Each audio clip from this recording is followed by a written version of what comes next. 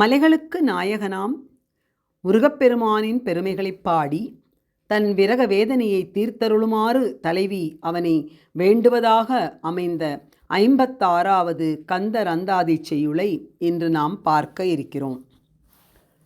தென்ன வனம் கனம் சூழ் கா திரிநக சூலகர தென்னவன் அங்க நந்த பத நீட்டினன் செல்வ முன்பின் தென்னவன் அங்கம் நன்னீற்றால் திருத்தியதென்ன இன்னம் தென்ன அனங்கன் கை சிலை கூனையும் தீர்த்து அருளே. தென்னவனம் தென்னஞ்சோலைகளும் கனம் சூழ் கா மேகங்கள் கவிந்து கொண்டிருக்கும் பூஞ்சோலைகளும் உடைய திரிநக திருத்தணி திருப்பரங்குன்றம் திருச்செங்கோடு என்னும் மும்மலைகளுக்கும் அதிபனே. தென்னஞ்சோலைகளும் மேகங்கள் கவிந்து கொண்டிருக்கும் பூஞ்சோலைகளும் சூழ்ந்த திருத்தணி திருப்பரங்குன்றம் திருச்செங்கோடு எனும் மும்மலைகளுக்கும் நாயகனே. தென்னவனம் கனம் சூழ் கா திரிநக சூலகர கையில் சூலத்தை வைத்திருக்கும் தென்னவன் தென் திசைக்கு அதிபதியாகிய யமராஜனின் அங்கநந்த உடல் அழியும்படி பதநீட்டினன் இடது பாதத்தை நீட்டி உதைத்த பரமசிவனின் செல்வ குமாரனே.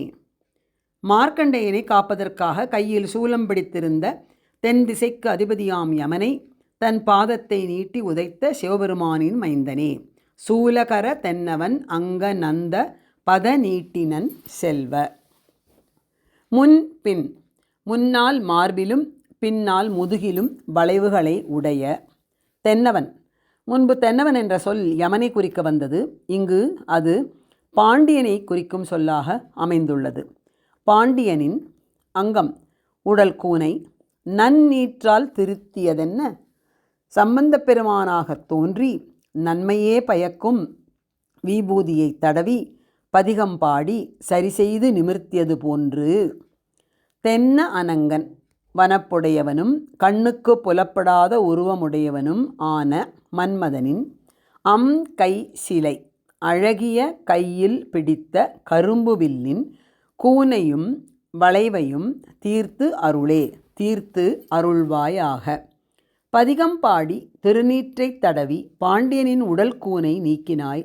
அதேபோன்று மன்மதன் கரும்பு வில்லை வளைத்து என்மேல் பாணங்கள் எய்து என் விரக வேதனையை அதிகரிக்காதிருக்க அவன் வில்லை வளைப்பதை தடுத்து உன் மலர் மாலையை எனக்கு தந்தருள்வாயாக என்று கூறுகிறார். தென்னஞ்சோலைகளும் மேகங்கள் கவிந்து கொண்டிருக்கும் பூஞ்சோலைகளும் உடைய திருத்தணி திருப்பரங்குன்றம் திருச்செங்கோடு முதலான மும்மலைகளுக்கும் அதிபனே. தென்ன வனம் கனம் சூழ் கா திரிநக கையில் சூலத்தை பிடித்திருக்கும் தென் திசைக்கு அதிபனாம் யமராஜனின் உடல் அழியும்படி காலால் நீட்டி உதைத்த பரமசிவனின் மைந்தனே. தென்னவன் அங்க நந்த பதநீட்டினன் செல்வ.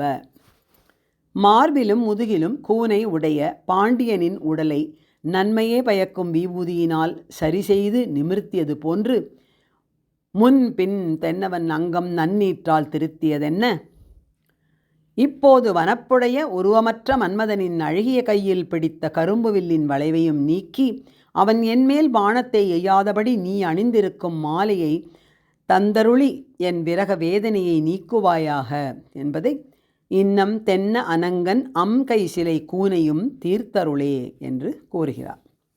மீண்டும் ஒரு முறை செய்யுளை பதம் பிரித்து பொருள் உணர்ந்து படிப்போம். தென்ன வனம் கனம் சூழ் கா திரிநக சூலகர தென்னவன் அங்க நந்த பதநீட்டினன் செல்வ முன்பின் தென்னவன் அங்கம் நன்னீற்றால் திருத்தியதென்ன இன்னம் தென்ன அனங்கன் கை சிலை கூனையும் தீர்த்தருளே.